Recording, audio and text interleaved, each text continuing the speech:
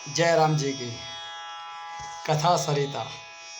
आइए इस श्रृंखला में एक और कहानी मैं आपके सामने प्रस्तुत कर रहा हूँ। आज की कहानी का शीर्षक है इनकार का सच। एक बहुत बड़ी सी नदी थी। उस नदी के किनारे काफ़ी पेड़ लगे हुए थे जिनकी शाखाएं नदी के ऊपर झुकी हुई थी। एक दिन एक चिड़ियों का परिवार घोंसले की तलाश में उस नदी के किनारे जो पेड़ था उस पेड़ के पास आए। उस पेड़ के पास आकर उन्होंने देखा काफ़ी बड़ा पेड़ है, अच्छा पेड़ है, काफ़ी घने इसकी शाखाएं हैं। चिड़ियों ने कहा, हमें आपको देखकर काफ़ी प्रसन्नता हुई। आप काफ़ी बड़े हैं, मजबूत हैं, घने हैं। हम एक मजबूत घर बनाने के लिए एक वृक्ष तलाश कर रहे हैं और आपको देखकर हमको बहुत प्रसन्नता हुई। क्या हम आपकी मजबूत शाखाओं के ऊपर अपना घोंसला बना सकते हैं? हम बनाना चाहते हैं ताकि बरसात शुरू होने के पहले हम खुद को सुरक्षित रख सकें। तो क्या आप हमें इसकी अनुमति देंगे? पेड़ ने उनकी बातों को सुना और बहुत शांत भाव से इनकार कर दिया। पेड़ बोला, नहीं, मैं तुमको इसकी अनुमति नहीं दे सकता हूँ। जाओ, कहीं और जाके अपनी तलाश पूरी करो। चिड़ियों को पेड़ की इस बात का बड़ा बुरा लगा। उस वृक्ष ने उनको अपने शाखाओं पर घोंसला बनाने से मना कर दिया। वो चिड़ियाएँ उस वृक्ष को भला बुरा कहकर सामने वाले दूसरे पेड़ पर चले गए। उस पेड़ से भी उन्होंने घोंसला बनाने की अनुमति मांगी। इस बार पेड़ आसानी से तैयार हो गया और खुशी खुशी वहाँ रहने की अनुमति भी दे दी। चिड़ियों ने उस पेड़ की खूब प्रशंसा की और पूरे मन से, पूरे उत्साह से, पूरे उमंग के साथ उस पेड़ पर अपना घोंसला बना लिया और वहाँ पर वो चिड़ियाँ रहने लगी।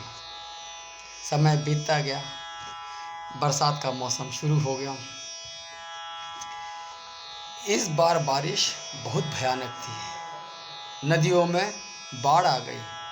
नदी अपने तेज प्रवाह से मिट्टी काटते काटते और भी चौड़ी हो गई। बहुत भयानक रूप नदियों ने धारण कर लिया और एक दिन तो इतनी बारिश हुई कि नदी में बाढ़ आ गई।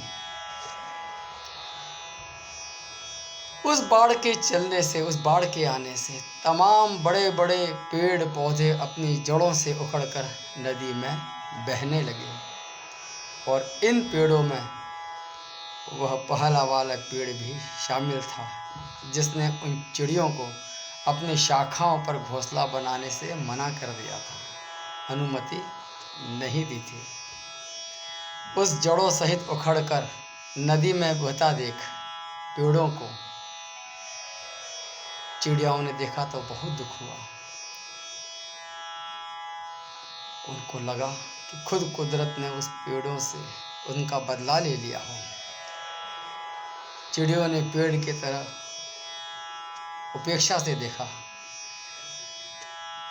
एक क्रोध भरी दृष्टि उन पेड़ों की तरफ डाली और कहा, याद है एक समय हम तुम्हारे पास अपने लिए मदद मांगने आए थे तो तुमने साफ इनकार कर दिया था।